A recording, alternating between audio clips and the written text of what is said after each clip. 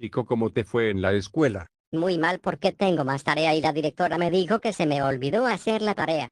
Así que se te olvidó a hacer la tarea de matemáticas o mi clon clásico, ¿cómo te atreves a dejar de hacer la tarea de matemáticas? Es todo, estás castigado, castigado, castigado, castigado por 2. Ya basta.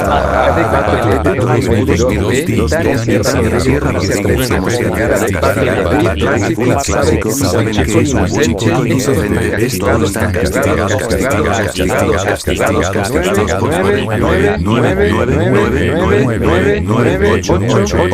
Si este video es malo, el que lo subió tiene que borrarlo, pero ya.